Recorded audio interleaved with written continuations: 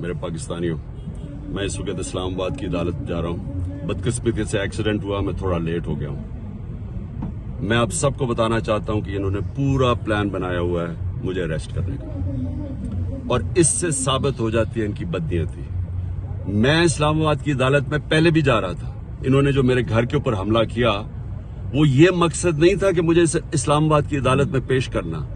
मकसद ये था कि मुझे जेल में डालना। जेल में क्यों डालना?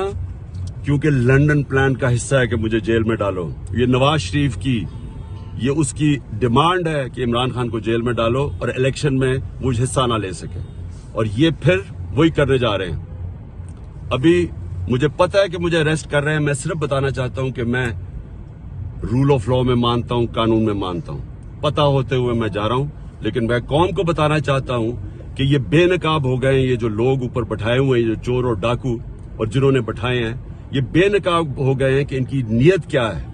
नीयत कभी इस मुल्क में कानून नहीं थी। इसमें जंगल का कानून नाफिज किया हुआ है इन्होंने।